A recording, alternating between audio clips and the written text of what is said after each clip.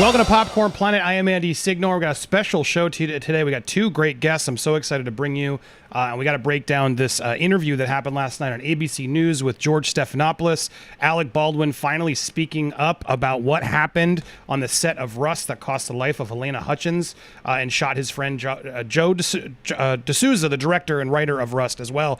I'm so excited because first up we have Christopher Melcher here, attorney at law. Christopher, thanks for being here. Well, thanks for having me. It's, it's really good to kind of break down what happened in this interview and to go into some details about whether this is a plausible explanation. Yeah, I mean, I really want to figure out, and I want the audience, I want you guys to get involved. I want to hear Christopher's take, and I want to figure out what did this actually help or hurt Alec Baldwin in the long run? Do we think this is going to help him from a PR standpoint with the public, and then legally? Will his potential civil cases or a potential criminal investigation, which he even said he doesn't think is going to happen, which I want to get Christopher's thoughts on as well. I want to hear what do we think at the end of this? Did this help or hurt him? Plus, I'm excited to have actor Adam Baldwin. I don't believe there's any relation. I'll ask him when he gets here. But a Firefly, Chuck, Full Metal Jacket, a great actor who will be joining us, who was talking to me on Twitter about this debate and really wanted to talk about some gun safety issues. So happy to get his perspective. He'll be joining us a little bit in the show. But first, let's start with you, Christopher. All right, so what's interesting to me is that we look through the news. I first want to sort of just go through, how is the news handling this interview? Like, what are the headlines? Is Alec Baldwin, are they attacking him? Are they not? Most of the takes I saw, Alec Baldwin says he isn't responsible for Rush shooting. 8 takeaways. Rush, someone is responsible, but I know it's not me. That's from ABC News, who did the report. People jumping on the fact they talked about Trump. Alec Baldwin says Donald Trump's comments about Rust were surreal.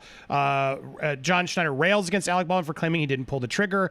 Alec Baldwin on CNN, even I would never point a gun at anyone and then pull the trigger. Never. The real issue to me seems that it's like this excuse that he gave that he didn't actually pull the trigger. And then at the end of the interview, I know they asked him point blank, do you feel any guilt? I know that was a point you sort of wanted to bring up as well, and he was very quick to say no. Overall, based on what you saw of the interview, the segments, the commentary, do you feel like, before we even get to the legal consequences, do you feel like Alec did a good job from a PR standpoint to sort of tell his side of the story? Well, I think this breaks down, and I've looked at a lot of comments on Twitter, just to kind of see what other people are thinking about this. And the dividing line is between people who know gun safety and people who, just don't have any experience with guns. I think if you're looking at, if you're asking somebody to comment on this interview who has gun training and knows the rules of safety, they, like myself, will find what he said is totally incredible. But if they don't know anything about gun safety, then the comments generally are breaking down along the lines of, well, hey, he was told that the gun was unloaded, and the gun must have malfunctioned. And those seem reasonable to folks who don't, have experience with firearms because, it's like, how else would they know? But anyone who has firearms training and experience knows that you are to treat all guns as if they are loaded. We assume that a gun is loaded, but he operated on the assumption that it was unloaded, and he took the word of another human being that it was unloaded, which anyone following gun safety rules would never do. And then we also know, if you've used guns a lot, that a malfunction of a gun of the type that he is apparently claiming is extraordinarily rare. Now, not to say that it's impossible, but that is extraordinarily rare for a gun to malfunction in the way that he's claiming. So I think, again, you go back into those two camps, somebody like myself with a lot of experience and training with firearms, what he's saying does not add up. Yeah, so I was trying to play these clips, but now I'm having trouble. I might have gotten that YouTube might have tried to block this clip because I want to play. Hopefully, you guys will at least be able to hear it. But we played some of the clips in the previous video. If you want to get a rundown, you can go watch the previous video, which I'll try and point up there later if you're watching this on the replay. But yeah, it was very telling how there was two sides to this interview I saw. One was clearly Alec constantly trying to say, "Look, I'm not the victim," but it was a very weird back and forth he did. Like, I feel for him. I do feel for him. Like, I don't believe this was intentional at all. Like, I don't believe he was trying to kill somebody. I think he was just ignorant to a lot of the things. But at the same time, you could just tell it was a lot of him trying to woe is me, which, you know, to an extent, I do see where he's coming from. However, the timing of this was very odd to me of like, why, well, shouldn't he have just waited for the investigation? Did this really help? Because to me, as you said, the biggest debate is, and I think where the dividing line for most people who watch this are going to be about exactly what you said of, well, your hand, what do you mean your hand wasn't on the trigger? Also, I think the other big dividing line is going to be this whole idea of who trained him. Well, my whole life when I've worked on sets for 40 years, I've always been taught that it's okay, you know? I've been given a cold gun, so therefore I don't have to check it. The experts tell me you don't have to check it. That's my job. I give it to you and whatever. However, like there seemed to be like a hypocrisy because it wasn't even the weapons expert who was handing them the gun. It was the first AD.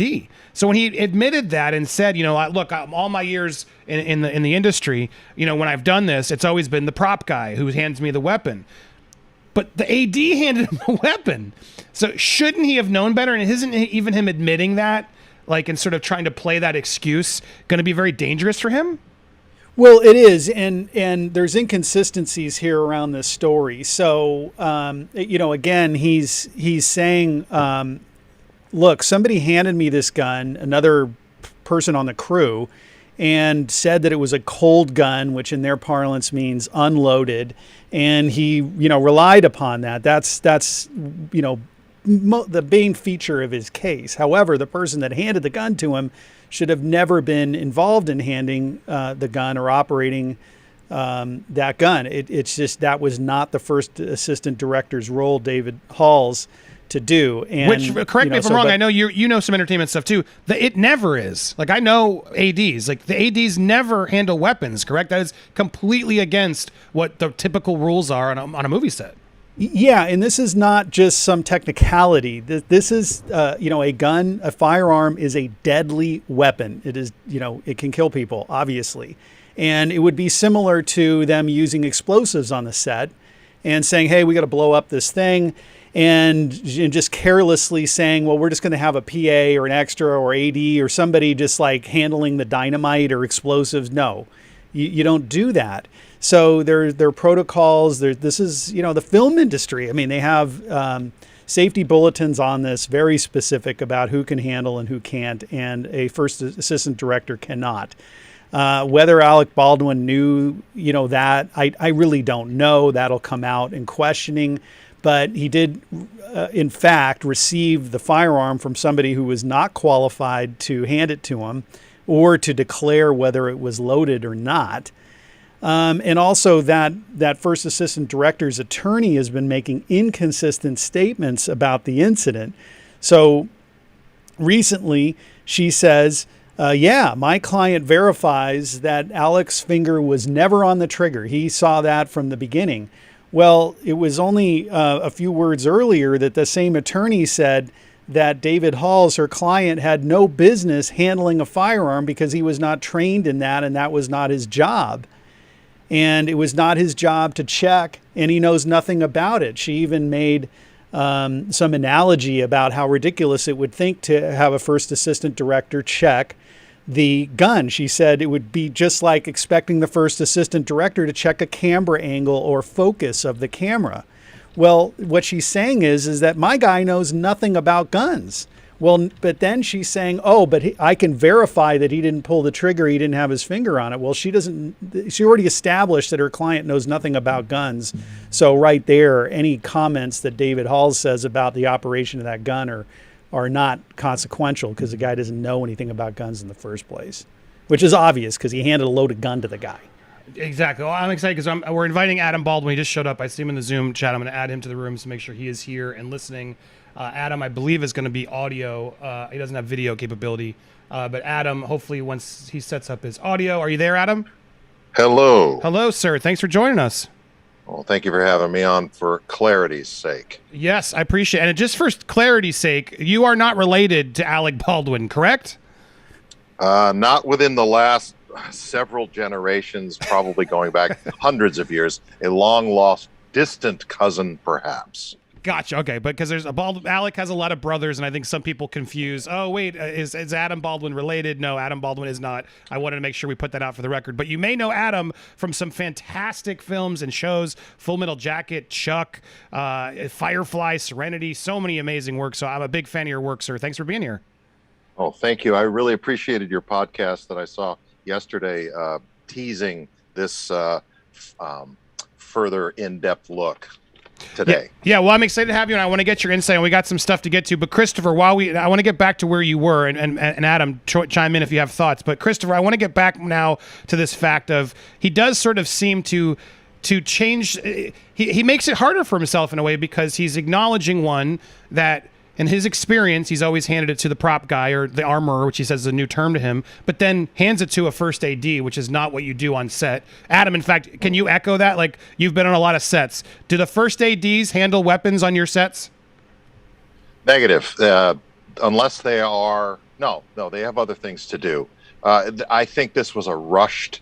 The first AD ran out to the weapons cart, grabbed the gun just to get the rehearsal done. It was the first up after lunch, and they were hurrying. Got it. And then I feel that same thing, but my biggest point is, like, I know ADs. I've been on sets myself, but it just, that's not the ADs I've spoken to is like, I would never hold a weapon for this very reason. I don't want the responsibility. It's not my department. It's not, it needs to be, checked by the proper people. So for the fact that Alec to acknowledge that is very odd. And then he goes on to his training about, well, in my whole career, 40 years, I've always been told once I'm handed a gun and it's empty, I don't need to do anything else. And the reality, though, is he's sort of acknowledging, well, I'm going to play dumb here, Christopher.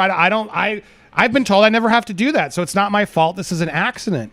And Adam, to actually where this all connected with you say that's nonsense. How could he speak for every armorer in the history of making movies that every single one he worked with that protocol? Correct? I mean, is that a standard protocol you've had in your experience? He said someone, quote unquote, someone when he was young told him not to do that. That doesn't mean he's still that young person being told by that same someone that that's the way the protocols are continuing. He's been doing it for 40 years. The other thing is that there are hard, fast safety regulations published by the Screen Actors Guild, SAG-AFTRA, and the National Stunt and Safety Department of the Screen Actors Guild that tell you that you shall receive proper training and you shall know the safety features of all firearms on a set. So he's negligent in not doing that, or he's negligent in not following them. Now, those follow down from state laws, and these are years and years of protocols and regulations that have been put in place for this very reason, to prevent this horrific type of tragedy from happening. New Mexico state law says that without exercising due caution and circumspection, involuntary manslaughter is in play. And your other guest, your lawyer guest, can speak to that better than I can.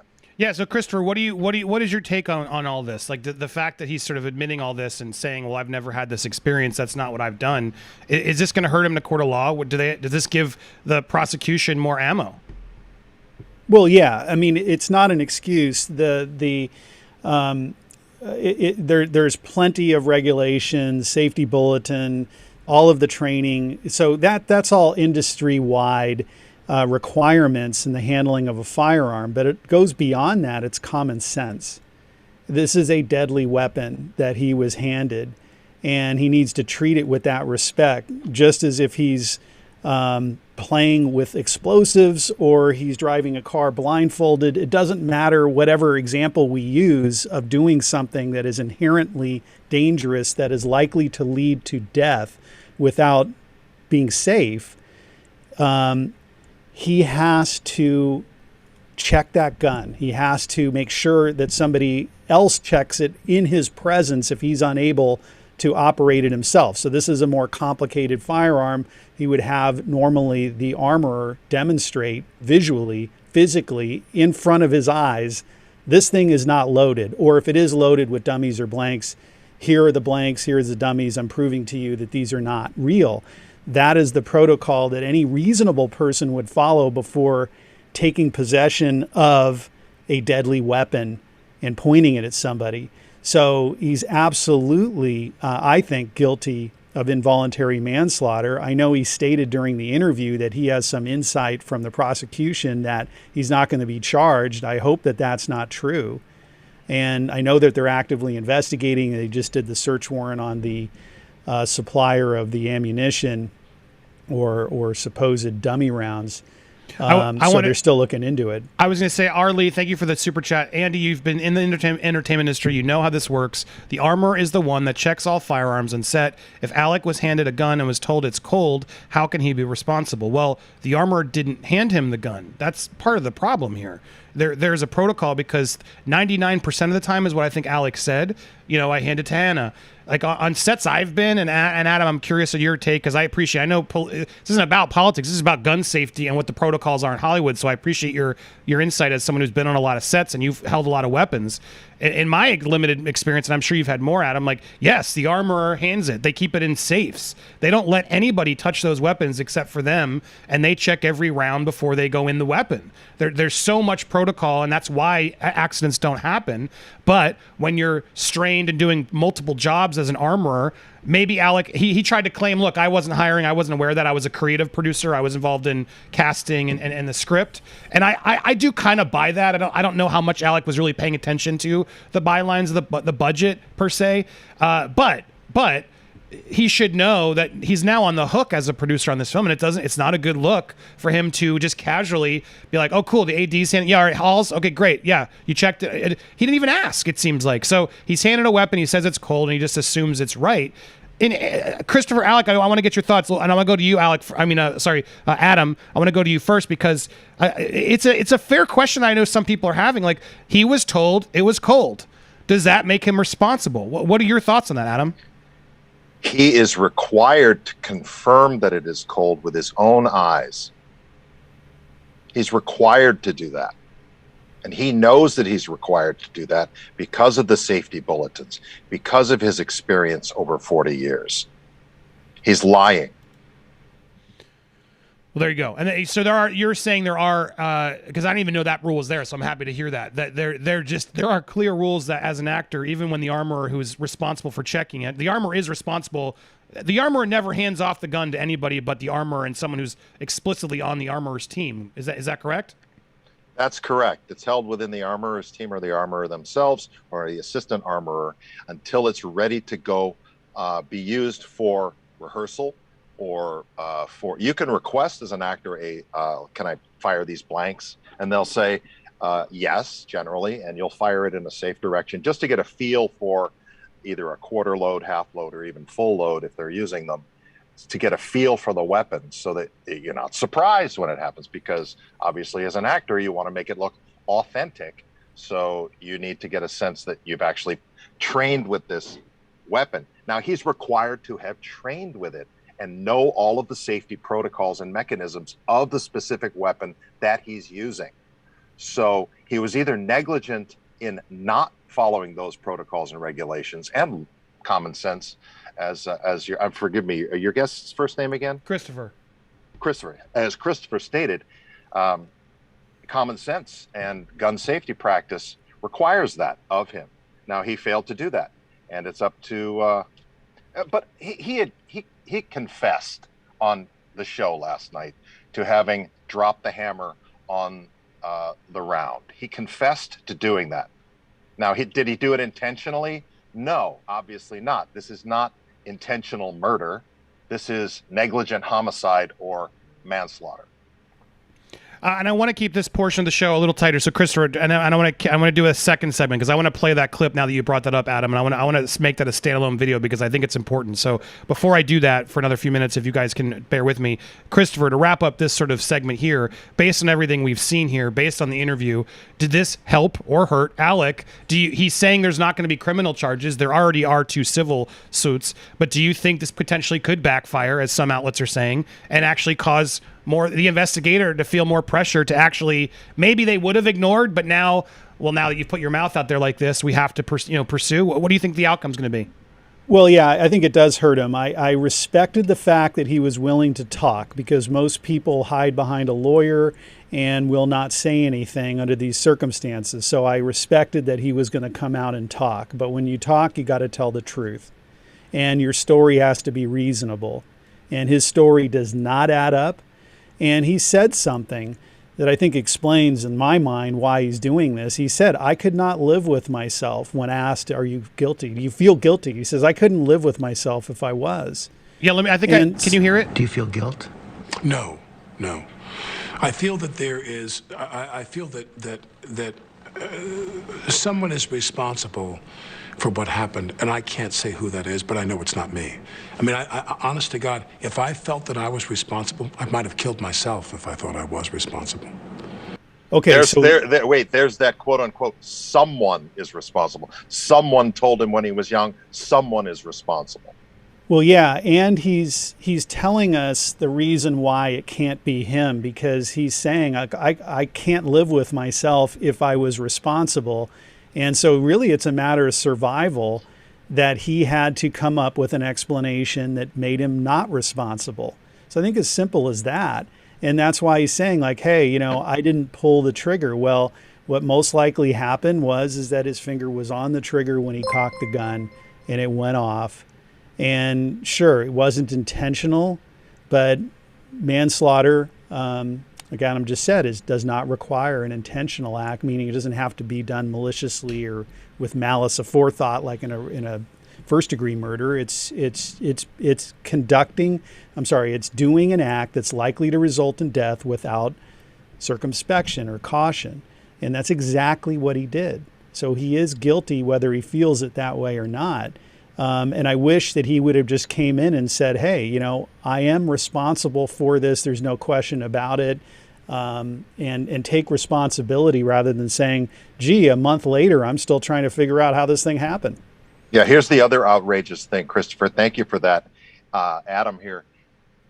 In the immediate aftermath, it was clear that there was a fast action PR team that was going into the media and pointing the finger at Hannah Gutierrez, the armorer, and it reminded me so much of when the Carville, if you drag a dollar through a trailer park thing, they were sliming her unnecessarily and pointing the finger away from Alec at her, and she wasn't even there to hand him the weapon.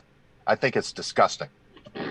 Well, it's interesting because you say that, because to me, I initially was blaming her, because I'm just like, why are you letting these weapons out of your view? Like, does that not irritate you? I mean, knowing that the protocols, I mean, she says, well, they were giving me all these jobs I couldn't. Well, then don't take the job. Like, to me, it's like, she should know better. Should she not? No, it's not that. It's that there are secure areas like her weapons cart, that the weapons that are used for that scene or that day is off limits to everyone except her. Everyone on that team, that movie set, knows that you're not supposed to touch that without permission or oversight from the armorer, because it's for this very reason. Right, but then she was letting Halls Alec, do it, though, right? We don't know that yet. Alec was talking about how this is such a beautiful beautiful thing, the collaborative experience, such a great team. That's all true. So he's basically pointing a finger at everyone else but himself, but he's the one that pulled the trigger. So he's lying to save his skin. Adam, thank you for being here, and Christopher, I want to keep you for one more quick bit, but I want to make sure I plug you guys. You can follow Adam over on Twitter, and you can subscribe to Christopher Melcher over on YouTube. I'm just trimming this portion of the stream so you guys get the most bang for your buck of, did this help or hurt? I think all three of us are agreeing this did not help him at all. This definitely hurt him. So if you haven't already, also make sure you hit that subscribe button, hit the bell for all alerts, smash the like button, all that stuff, and leave me your comments down below on your thoughts on this issue with Alec Baldwin.